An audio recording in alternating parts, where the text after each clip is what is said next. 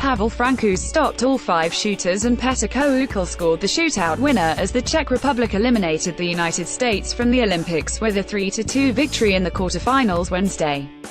Jan Kovar and Tomáš Kundráček scored in regulation for the Czech Republic, which was fresher after winning its group and getting a bye into the quarterfinals.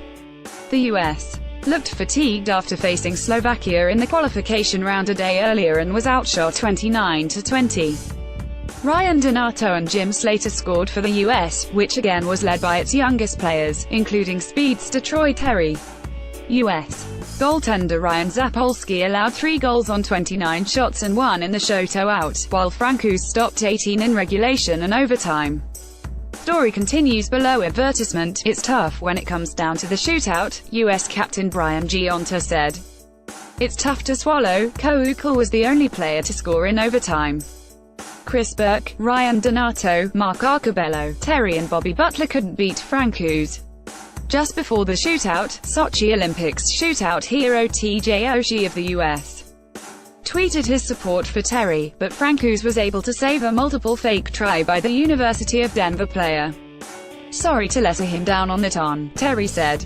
But the goalie made a good save, said Francouz. He kind of lost the puck so I got lucky there. Terry continued skating around opponents as he has done all tournament, and 6:20 and gave the US a 1-0 lead. Terry sliced down the left wing and dished it to Donato, who used a double Czech Republic screen to beat Francouz. He's always been someone that can raise his game in the big games, Chuck Terry, Troy's father, said. That part's not that surprising. Just the overwhelming thing of him being at the Olympics. It's pretty cool. The goal was Donato's 5th in 5 games, passing his father and Harvard coach Ted, who scored 4 for the US at the 1992 Olympics in Albertville.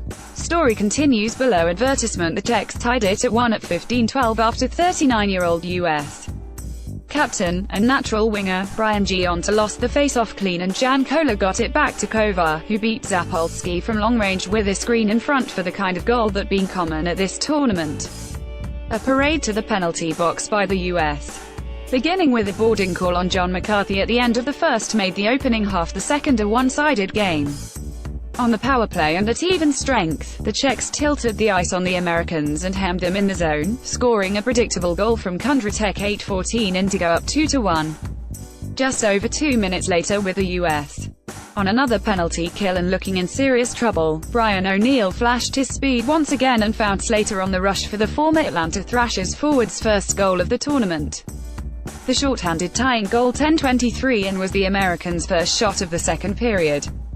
The teams traded chances in the third period, none better than O'Neill clanking a shot off the crossbar with just under 3 minutes left on an odd-man rush. The US got a power play at the end of regulation and into overtime but never got a shot on net. With 35 seconds left in overtime, US defenseman Bobby Sanguinetti's shot hit Francouz and sat in the crease, but the goalie was able to cover up. We couldn't get the bounces, Donato said. Story continues below advertisement. The Czechs move on to face the winner of the Russians against Norway.